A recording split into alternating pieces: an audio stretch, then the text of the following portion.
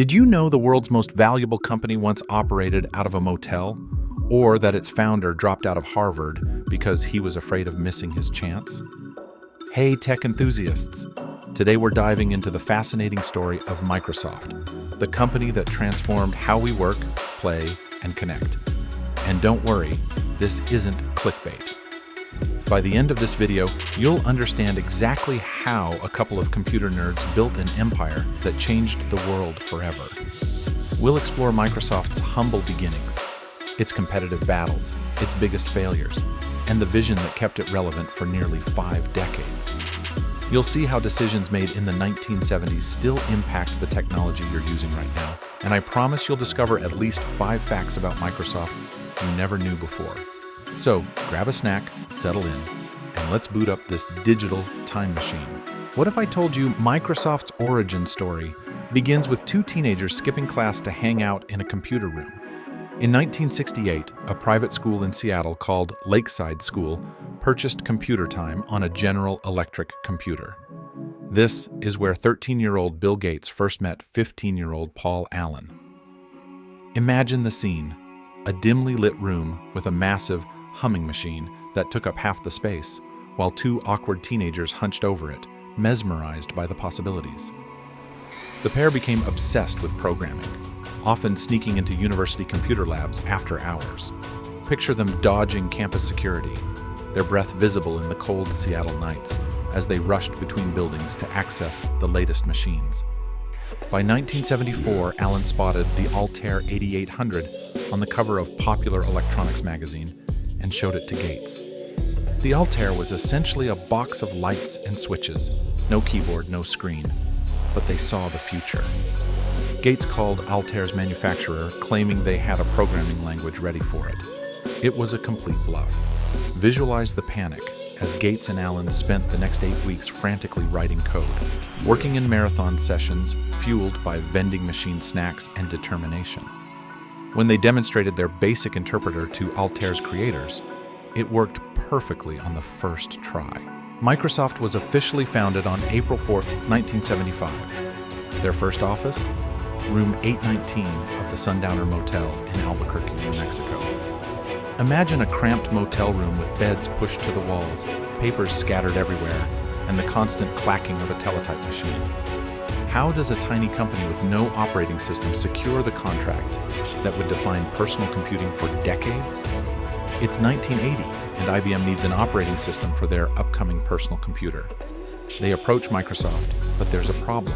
Microsoft doesn't have an operating system to sell them. Most companies would panic. Gates saw opportunity. In what may be the greatest business move in tech history, Gates bought an existing operating system called QDOS, Quick and Dirty Operating System, from Seattle Computer Products for just $75,000. He then licensed it to IBM as MS-DOS, while crucially retaining the rights to sell it to other manufacturers. Picture the IBM executives in their blue suits and white shirts, completely unaware they'd just handed the keys to the kingdom to a 24-year-old in khakis and glasses. They were focused on hardware, while Gates understood software would rule the future. The impact was seismic. As IBM PC clones flooded the market, all needed Microsoft's DOS. Overnight, Microsoft went from small-time language provider to the company controlling the software that powered business computing worldwide. What do you do when your flagship product is difficult to use and your rival has something far more intuitive? You borrow their ideas. By 1983, Apple had released the Lisa computer with its revolutionary graphical user interface. Gates saw the future again. Colorful screens with clickable icons would replace typed commands. Microsoft needed its own version, and fast. Windows 1.0 was announced in 1983, but didn't ship until 1985, looking nothing like modern Windows. Picture a clunky system where Windows couldn't even overlap. Users were underwhelmed, and Apple was furious about the similarities to their interface. The real breakthrough came with Windows 3.0 in 1990. For the first time, PCs could match the visual appeal of Apple's Macintosh while maintaining compatibility with existing software. Visualize millions of office workers worldwide suddenly seeing color, graphics, and user-friendly icons replacing their familiar green text on black screens. This created a problem, though. Microsoft was now competing with the very companies it supplied, with DOS. Imagine the tension in boardrooms as Microsoft's partners realized they were now feeding the beast that might devour them. How does the world's dominant software company almost miss the biggest technological revolution since the personal computer? By 1994, the internet was gaining traction, but Microsoft was focused elsewhere. Gates, the man who saw the future so clearly before, initially dismissed the internet as a passing fad. Meanwhile, Netscape Navigator was becoming the gateway to this new digital frontier. In a dramatic moment that changed Microsoft forever, Gates wrote his famous Internet Tidal Wave memo in May 1995. Picture the urgency as this document circulated through Microsoft's campus.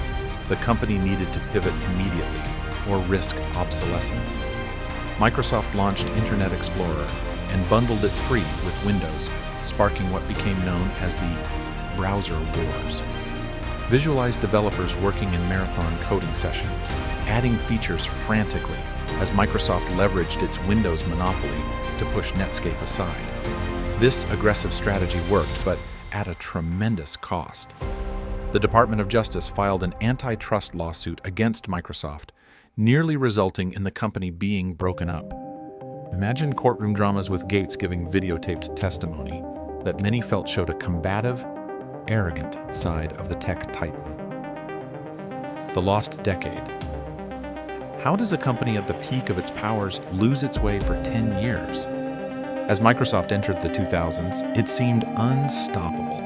Windows dominated PCs, Office was the standard for productivity, and IE had won the browser wars.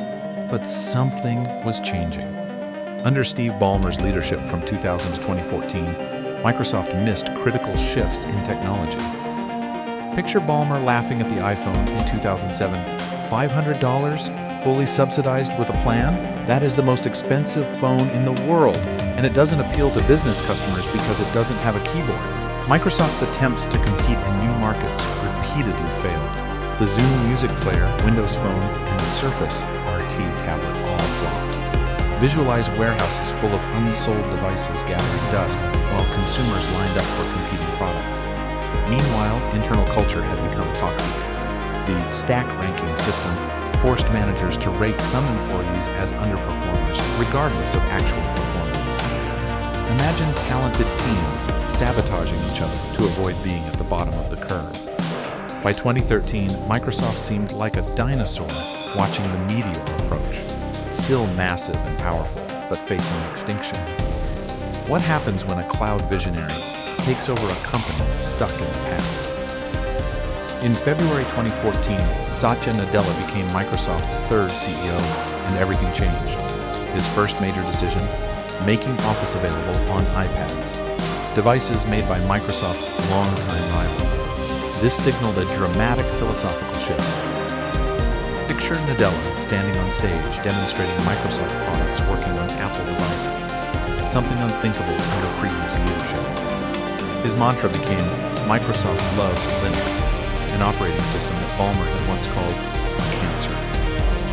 Nadella restructured Microsoft around cloud computing, with Azure becoming the central focus. Imagine the massive data centers being constructed worldwide. Football field-sized buildings filled with servers, powering a new era of computing. The acquisition of GitHub for $7.5 billion and LinkedIn for $26.2 billion expanded Microsoft's reach. By embracing open source and focusing on services rather than just Windows, Microsoft found new relevance. Perhaps most importantly, Nadella transformed the corporate culture. The stack ranking system was abandoned, and collaboration replaced competition. Visualize office spaces being redesigned to encourage interaction, with walls literally coming down between previously siloed teams. Would you believe the company once declared dead is now leading the AI revolution? Today, Microsoft has reinvented itself as a cloud-first, AI-powered company. Its investment in OpenAI and integration of ChatGPT into its products represents another pivotal moment in tech history. Picture developers at Microsoft incorporating AI capabilities into everyday tools, changing how we interact with technology once again. Windows remains important, but is no longer the center of Microsoft's universe.